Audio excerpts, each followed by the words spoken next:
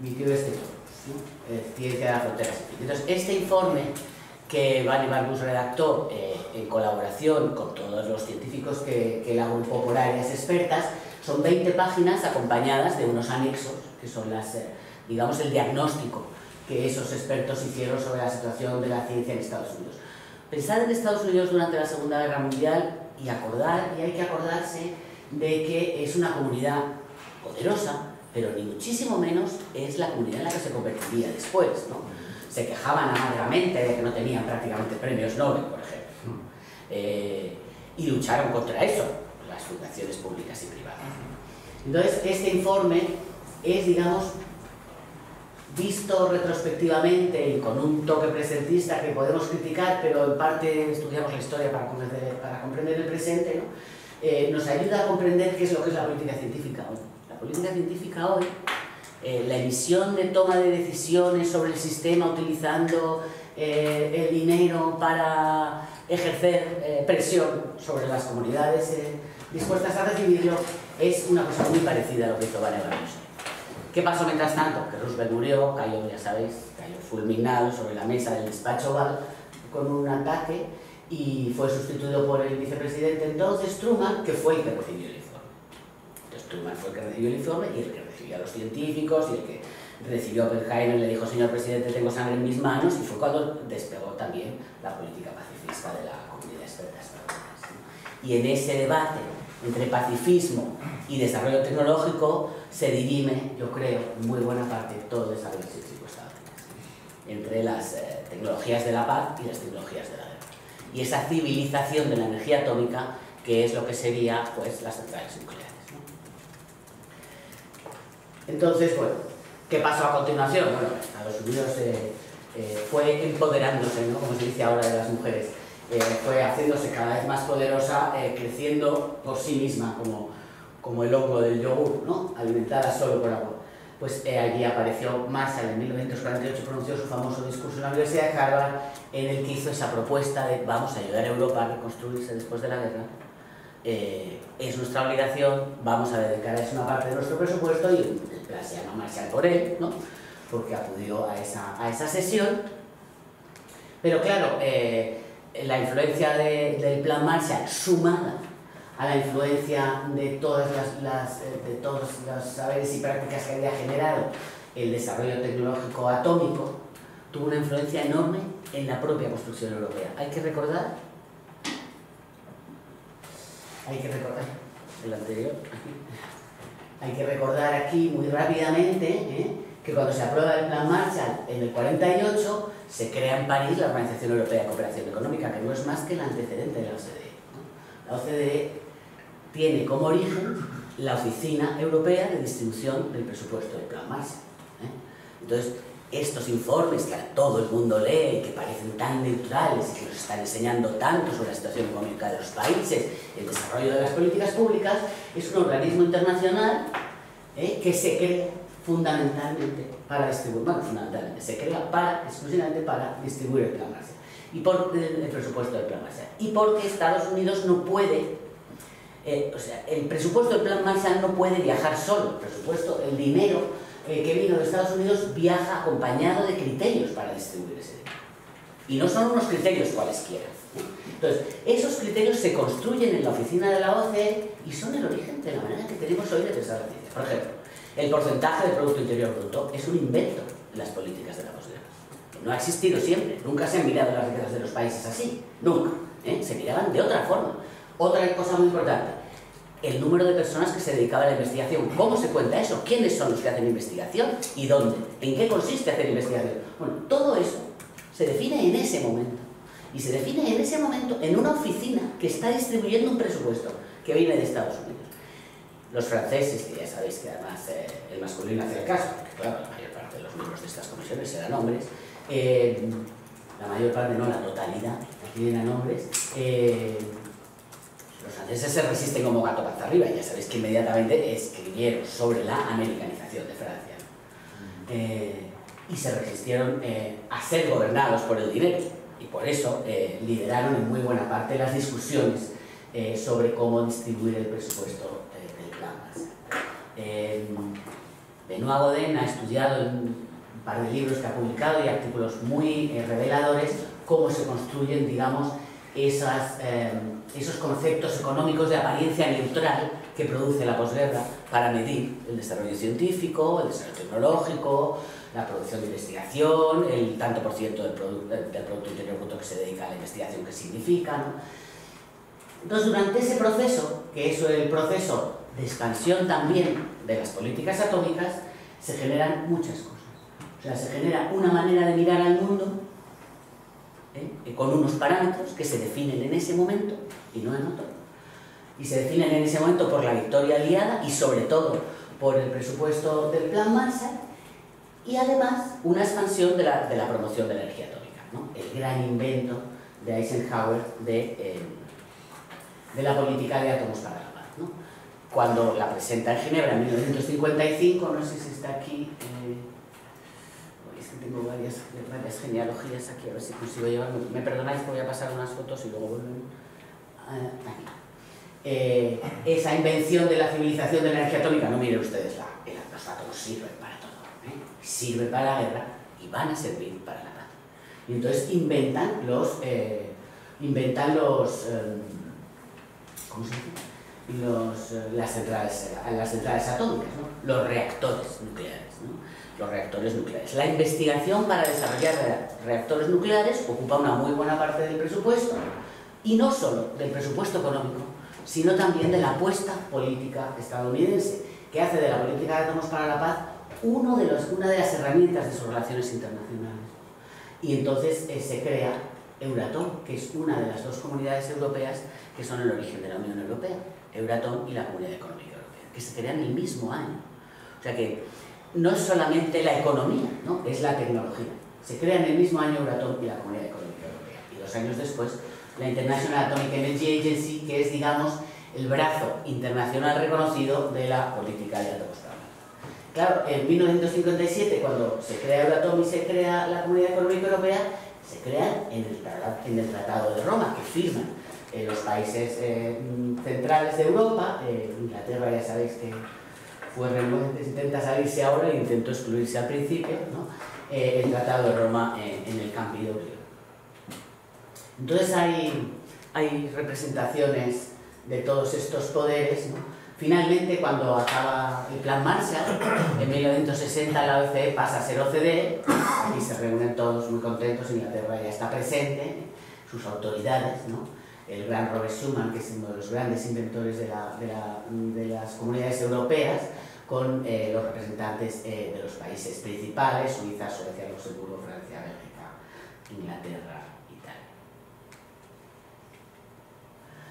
Pasa una cosa mientras tanto, y es que cuando se crea la Oficina para la Información Científica y Técnica, que es una de las primeras cosas que hace la OEC, ahí ponen a expertos o gente joven que se formaría como experta en esa oficina, midiendo qué personas estaban dedicándose a la investigación, en qué países y cómo se iba a medir eso. Es decir, dónde estaba la separación entre hacer investigación y fabricar, por ejemplo, tecnología, ¿no? Uno de los principales personas que trabajó ahí, que es el autor del manual de Frascati, que ha servido para enseñarnos, distribuir, digamos, distribuir las bases epistémicas de cómo se mide la producción científica y cómo se mide la inversión, fue Christopher Freeman.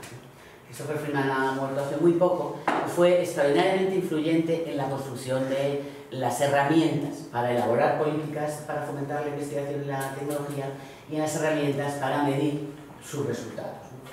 De forma que cuando él salió, digamos, de la Oficina para la Información Científica y Técnica, creó un departamento en la Universidad de Sussex que se llamaba SPRU, la Unidad de Política Científica, que se ha dedicado desde los años 80 a enseñarnos a todos cómo se estudian las políticas científicas, cómo se miden, en qué consisten y para qué existen, ¿no?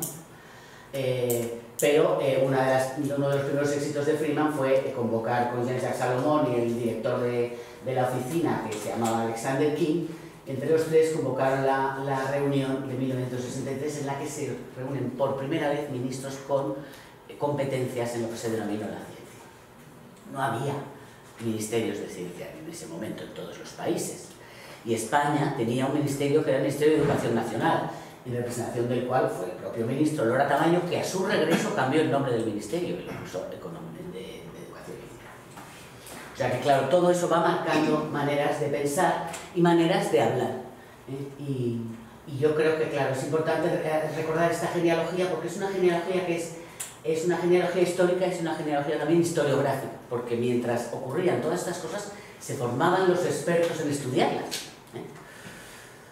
Y aquí estamos, claro, un jovencísimo Jean-Jacques Salomón, que luego se convirtió en el gran experto analista de políticas científicas para la OCDE primero y para la UNESCO después, sobre todo en sus trabajos sobre América Latina. En esta reunión en el Château Lamoille, que era la sede de la Organización Europea para la Cooperación Económica, y ya digo, esta oficina para la distribución del Plan Marshall, con Christensen, que fue su primer presidente. Así que bueno, ¿qué tenemos, no? Pues tenemos referencias extranjeras permanentes a lo que ha sido el desarrollo de la ciencia y la tecnología en España. Organizaciones internacionales de la posguerra, de la segunda posguerra mundial, y una influencia directa de los Estados Unidos, no en España, sino en la configuración metropolitana de la metrópoli después de la guerra. Pero claro, por muy poderoso que fuera la expansión estadounidense después de la guerra, como sabéis, la guerra produjo también otras potencias, ¿no? Potencias en todo sentido. Y la Unión Soviética fue durante muchos años una de ellas, y consiguió lanzar, ya digo, el primer satélite, el Sputnik 1, en 1957, mucho antes de que lo permitiera Estados Unidos. Y esa es una de las razones por las que el presupuesto dedicado a la investigación científica y tecnológica se dispara en los años 60 en Estados Unidos y no otra. No por la edad de oro, sino porque decidieron que iban a hacer frente a ese desafío que fue el lanzamiento del satélite soviético en 1957. O por lo menos eso es lo que dice la historiografía del desarrollo científico estadounidense, ¿no? Que verdaderamente, mucho más que cualquier otra cosa, fue el desafío que supuso ese satélite y su lanzamiento exitoso. El satélite llegó allí, funcionaba bien, lo que marcó el despegue de los presupuestos. Entonces tenemos que a finales de la década de los 60 se revisan esos criterios de promoción de la investigación que habían sido durante los años 60 indiscriminados, es decir, la apuesta por la investigación y su influencia en el desarrollo tecnológico directa había sido tan grande en Estados Unidos que cuando llegó la crisis de los 60 tuvieron que sentarse a pensar qué habían hecho y qué iban a hacer a partir de ese momento. Y se crearon todos los dispositivos que todavía siguen en marcha de control de los resultados de la investigación, que hasta entonces no había prácticamente. Y eso se ve muy bien en los archivos. Cuando la gente presentaba los proyectos a financiarse, una de las cosas que se decían en los epígrafes de los formularios que se enviaban en los organismos era: usted no se preocupe si tiene que cambiar una parte de su tema de investigación, si esto le ayuda a usted a seguir sus objetivos. Exactamente lo contrario de lo que nos dicen ahora. No sé lo que os habrá pasado a vosotros, pero vamos, no puedes cambiar absolutamente nada, y si lo cambias estás incumpliendo, ¿no?, con los objetivos que te habías marcado. Y esto viene precisamente de ese momento, ¿no?, en el que Harvey Brooks, otro gran experto que había colaborado muchísimo con la OCDE y colaboraría después con la OCDE, hizo el primer informe sobre las consecuencias de la crisis para las políticas de distribución presupuestaria en la investigación. Entonces, tenemos un asunto del que, bueno, le he dado algunas vueltas, pero he hablado poco de él, que es el asunto de cómo se construye la supuesta neutralidad del conocimiento en este contexto, ¿no?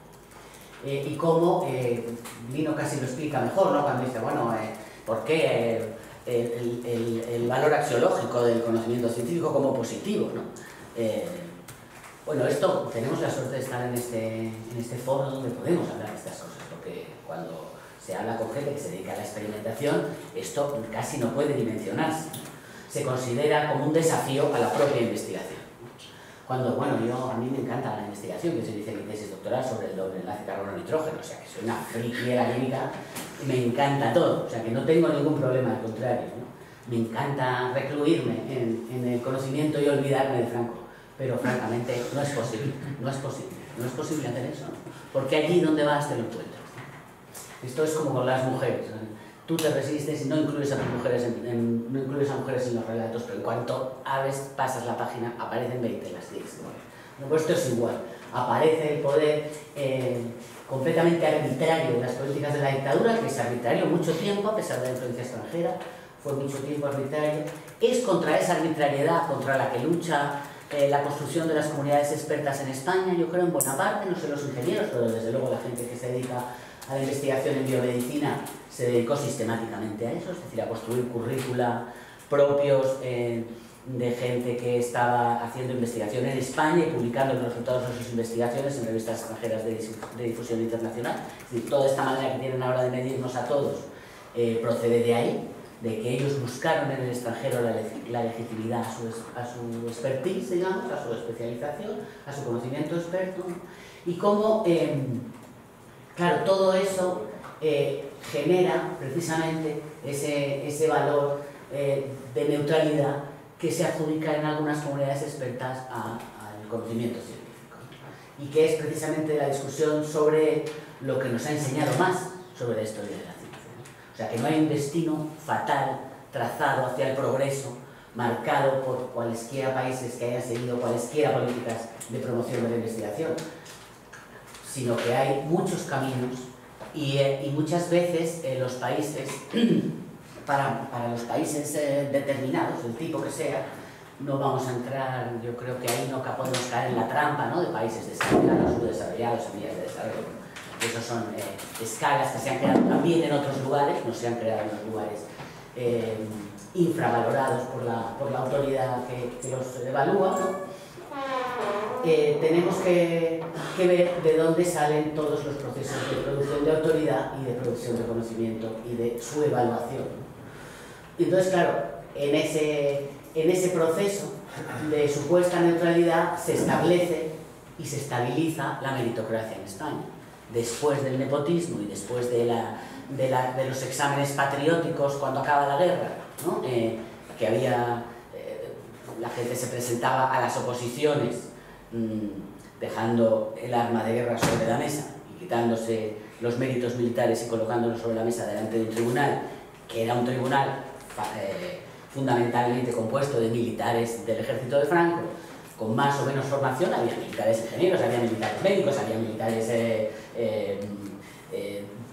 muchas profesiones, militares químicos, militares físicos, o sea que los militares también estudiaban carreras universitarias, pues estaban en esos tribunales evaluando fundamentalmente la lealtad.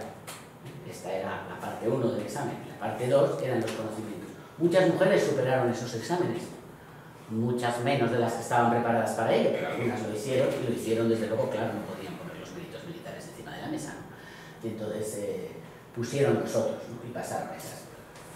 Entonces ahí, a partir de ahí, de manera muy lenta durante los años 40 y a partir de mediados de los 50, de manera más rápida, despega la meritocracia, tanto en la construcción de la comunidad científica, como no lo olvidemos, en la construcción de una comunidad absolutamente importante para el gobierno del país, que es la comunidad burocrática administrativa de la administración pública. La construcción de todos los cuerpos de la administración pública en términos meritocráticos procede también de ese mismo proceso. Entonces, fijaos que por eso me sumo un poco también a la manera que tiene Lino de hablar de estas cosas. No tenemos comunidades completamente aisladas, tampoco tenemos una sola comunidad que juega, ¿no? Tenemos una diversidad de comunidades expertas que se van formando, y la manera que tenemos de comprender las capacidades investigadoras y administrativas, quizá también, cuando acaba la dictadura, pueden ser precisamente estas, ¿no? Y yo quiero sugerirlo aquí, lo he sugerido en algunas de las cosas que he publicado, pero a medida que pasa el tiempo creo que abundo más en los argumentos, y por eso me alegra tanto estar aquí, someterlo a vuestra consideración, en el sentido de que esa meritocracia tiene dos caras, ¿no?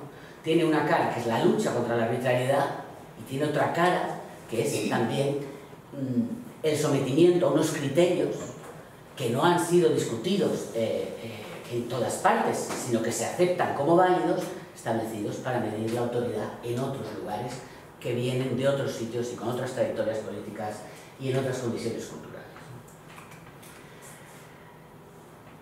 Bueno, me voy a saltar todo esto que ya... Bueno, entonces, no sé si tengo... ¿Tengo? Sí. Tengo, ¿no? Y entonces, bueno, pues este es un documento que escribe Christopher Freeman, mi homenaje a Christopher Freeman, a pesar de que creo que ha tenido demasiada influencia en la construcción de los estudios sobre políticas científicas a través de la OCDE, ¿no? Pero él habla de la complejidad. Bueno, no podemos ser, no hay una relación directa, ¿no?, entre la producción de conocimiento y la producción de desarrollo tecnológico y la producción de desarrollo industrial. Hemos evaluado regular. Bien, entonces con esto quiero regresar a participar de una manera, digamos, más desde la historia de la ciencia en un pequeño episodio de la historia de la agricultura en España. En esas circunstancias, para evaluar y sobre todo para someter a vuestra consideración la evaluación del procedimiento de la historia que quiero contar. En 1927, Ramón Blanco, que había trabajado, eso ha escrito Lourenço, en la misión biológica de Galicia, estaba ya trabajando en un lugar de Cataluña y escribió un libro sobre los trigos catalanes. Entonces, en la bibliografía, que es un documento maravilloso, solo la bibliografía, él hace un rendido, serio, académico homenaje a la gente que ha estudiado la historia del trigo. Entonces, el trigo se ha estudiado como planta, no solamente como alimento, no solamente como producto agrícola, se estudia como planta, se estudia desde el punto de vista de la botánica, se mira como una planta, ¿no?, como se mira una flor, ¿no?, como estudiaba Bateson las prímulas en el jardín de Kebles, ¿no? Entonces aquí hace su reconocimiento a toda la gente que había estudiado el trigo. Entre ellos, pues se puede mencionar, ¿no?, por una parte él habla de su maestro, Ayastegui, pero luego habla de los grandes expertos del trigo. Uno de los grandes expertos del trigo, del que sabemos muy poco, se ha escrito muy poco, un artículo o dos, o a lo mejor se ha escrito en Japón, pero como no leemos japonés no sabemos que se ha publicado sobre, que es Kihara, que es uno de los primeros, que estudia el trigo, o Sherman, que es el que determina el número de cromosomas que tiene el trigo, en 1200 casos es una cosa genial, o los que lo estudiaron después, como el gran Vavilov, que estudió el origen de las plantas cultivadas en la Unión Soviética y sabéis, ya lo sabéis, pues murió de hambre en una cárcel de Stalin porque era contrario, ¿no?, al Lysenkovismo, ¿no? Pero entre medias pues hay otros grandes, como